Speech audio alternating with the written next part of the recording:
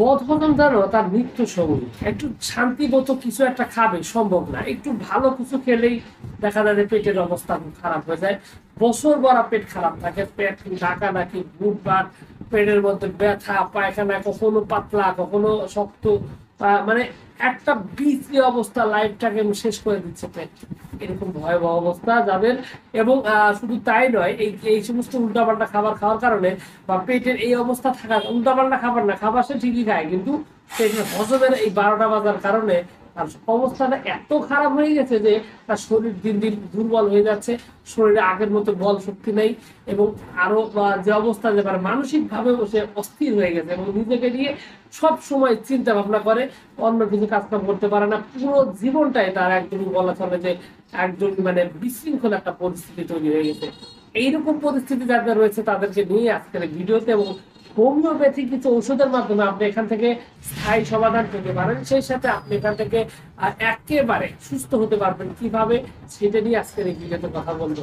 প্রথমত বিষয় হলো যে এই সমস্যাগুলো হওয়ার পিছনে অনেকগুলো কারণ রয়েছে। তবে যারা মূলত দেখা যায় যে রাত জাগের, মাঝে মাঝে দেখা যায় ঘুম হয় না, ঘুমের সমস্যা রাত জাগা পরে প্রায়, এবং সেই সাথে উল্টা পাল্টা খাবার, নেশা দ্রব্য, বিভিন্ন ধরনের অ্যালকোহল ফলে এই ধরনের খাবার টাবার খায় পেটের 12টা বাজেছে, এরকম লক্ষণ যদি আপনার থাকে এবং আপনার যদি পেটের এই প্রায় মানে এই বদহজমের সমস্যাটা হয়ে থাকে, তাহলে আপনার জন্য হোমিওপ্যাথিক একটা পাত্র ওষুধ রয়েছে, তার নাম হলো নাক্স ভূমিকা। ভয়ঙ্কর রকমের হিংসুটে লোক, মানুষ দেখলে অন্যের দেখলেই ভালো লাগে না, মন বেঁধে একদম হিংসে ভরে যায়, ভালো অন্যের ভালো দেখলেই নিজের কাছে খারাপ লাগে। এই ধরনের লক্ষণের ক্ষেত্রে কিন্তু নাক্স ভূমিকা একটা সুন্দর একটা ওষুধ, খুব সুন্দর ভাবে আপনার এই সমস্যার সমাধান করতে সক্ষম। তবে আপনার আর একটা লক্ষণ যদি থাকে যে এই রোগটা এত পুরাতন যে অবস্থা খুব খারাপ হয়ে গেছে, সেই সাথে আপনার সমস্যাটা জটিলতা ধারণ করছে কিভাবে কিভাবে যে এই যে আপনার দীর্ঘদিন মানে বহু পুরাতন কিছু রোগ ছিল, অনেক মানে ক্রনিক কিছু রোগ ছিল, যাওয়ার পর থেকে আপনার পেটের এরকম ভয়াবহ একটা অবস্থা, হজমের একটা সমস্যা মারাত্মক, এরকম ভয়ঙ্কর অবস্থা যাদের রয়েছে তাদের ক্ষেত্রেও কিন্তু অত্যন্ত কার্যকরী এবং অত্যন্ত দুর্দান্ত একটা ঔষধ নাম হচ্ছে কার্বোভেজ। পেটের এই সমস্যাগুলো দ্রুত সমাধান করার জন্য কার্বোভেজের ব্যাপক সুনাম রয়েছে এবং এটা খুবই কার্যকরী একটা ওষুধের নাম হলো কার্বোভেজ। এবং সেই সাথে আপনার যদি দেখা যায় যে মানে পেটের সমস্যাটা আরো যে ওষুধ রয়েছে তার মধ্যে আনলাইকোপোডিয়াম একটা অন্যতম গুরুত্বপূর্ণ ওষুধ, এবং এছাড়া রয়েছে এমন কার্বো রয়েছে, কারিকা পিপিয়া রয়েছে যাদের লিভার দুর্বল। হোমিওপ্যাথিতে আসলে ওষুধের কোনো শেষ নাই, কিন্তু সবগুলো ঔষধ আপনাকে ব্যবহার করতে হবে রোগের এবং রোগীর লক্ষণ বুঝে। আপনার যদি সমস্যাটা দীর্ঘদিনের থাকে, বহু পুরাতন থাকে, আপনাকে অবশ্যই একজন হোমিওপ্যাথি ডাক্তারের সাথে কথা বলে তারপর সঠিক ওষুধ যাচাই বাছাই করে যদি আপনি ওষুধটা সেবন করেন, তাহলে কিন্তু আপনার এই সমস্যার সমাধান হবে।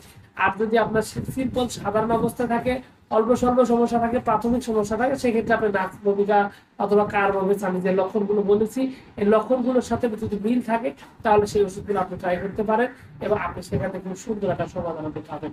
তবে একটা বিষয় আপনাকে বলে রাখি, এই ধরনের সমস্যা যদি আপনার দীর্ঘদিন থেকে থাকে, তাহলে কিন্তু আপনার আরো এই সমস্যার জটিলতা আরো বেড়ে যাবে এবং আপনার লাইফটাকে পুরোপুরি ভাবে একদমই মানে অসহ্যময়, একদম বিশৃঙ্খল একটা পরিস্থিতির মধ্যে নিয়ে যেতে কিন্তু সক্ষম হবে। পাকস্থলী এমন একটা জায়গা, এমন একটা জিনিস, একটা মানুষকে সুস্থ রাখতে গেলে, মন মানসিকতা ভালো রাখতে গেলে এই জিনিসটা ভালো থাকা জরুরি। সুতরাং আপনি এখানে অবশ্যই এই ব্যাপারে সচেতন হবেন। আর অবশ্যই অতিরিক্ত মশলাযুক্ত খাবার, অতিরিক্ত তৈলাক্ত খাবার, অতিরিক্ত গুঁড়া মানে গুঁড়োপাক খাবার, এগুলো থেকে দূরে থাকবেন। বাইরের খাবার, হোটেলের খাবার, যেগুলো অতিরিক্ত ভাজা তেলে রান্না বান্না হয়, এই ধরনের খাবার থেকে দূরে থাকবেন। এবং ভাজা তেলের মশলা জাতীয় খাবার, বিশেষ করে আবার অনেক পুরাতন খাবার খাওয়ায়, মানে পুরাতন মানে বাসি খাবার খাওয়ায়, এই ধরনের খাবার থেকে দূরে থাকতে হবে। এবং তারপরে আপনি যদি স্বাভাবিকভাবে একটা ব্যবস্থা নেন এবং মানে খাবারের মধ্যে একটা স্বাভাবিক টাইম টেবিল দিয়ে আসেন, তাহলে দেখবেন যে ইনশাআল্লাহ আপনি আস্তে আস্তে সুস্থ হতে যাচ্ছেন। তো সবকিছু মিলে এইটুকু ছিল আজকের ভিডিও।